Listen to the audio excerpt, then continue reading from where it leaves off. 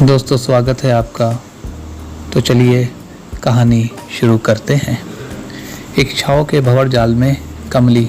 नितेश। जानी पहचानी आवाज़ सुनकर नितेश के कदम जहाँ के तहाँ रुक गए। उसने पीछे घूमकर देखा तो हैरत से उसकी आंखें खुली की खुली रह गई। क्या हुआ नितेश? मुझे यहाँ देखकर हैरानी हो रही है।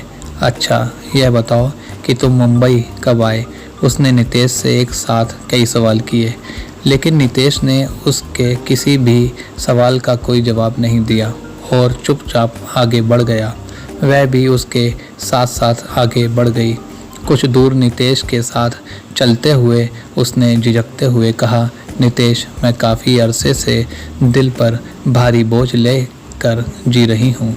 कई बार सोचा भी कि तुमसे मिलूं और मन की बात कहकर दिल का बोझ हल्का कर लूं, मगर आज हम मिल ही गए हैं तो क्यों ना तुमसे दिल की बात कहकर मन हल्का कर लूं। नितेश, मैं पास ही में रहती हूँ, तुम्हें कोई ऐतराज़ ना हो तो हम वहाँ थोड़ी देर बैठकर बात कर लें। नितेश के पैर वही ठिठक गए। उसने ध्यान से उसके चेहरे को देखा। उसके चेहरे पर गुजारिश के भाव थे जो नितेश की चुप्पी को देखकर निराशा में बदल रहे थे।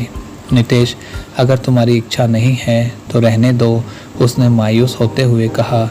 नितेश ने उसके मन के दर्द को महसूस करते हुए धीरे से कहा, कहाँ है तुम्हारा घर?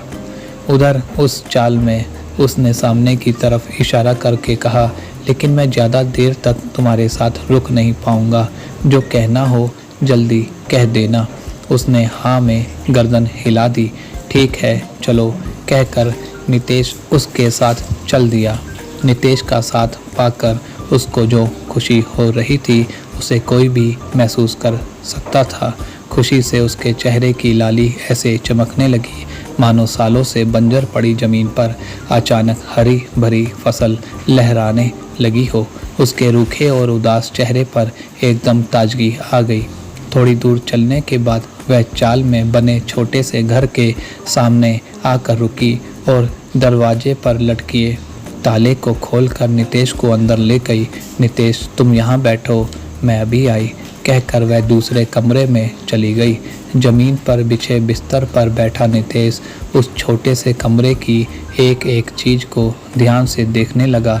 तभी उसकी नज़र सामने मेज पर रखे एक फ़ोटो फ्रेम पर जाकर अटक गई, जिसमें नितेश के साथ उसका फ़ोटो जड़ा हुआ था।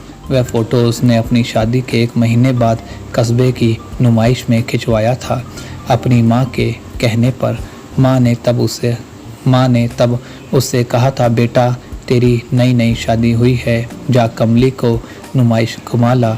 और हाँ, नुमाइश में कमली के साथ एक फ़ोटो ज़रूर खिंचवा लेना।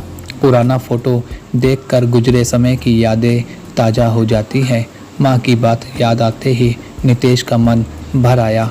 एक तो पिता की अचानक मौत का दुख, दूसरे नौकरी के लिए उसका गाजियाबाद चले जाना माँ को अंदर ही अंदर दीमक की तरह चाटने लगा था।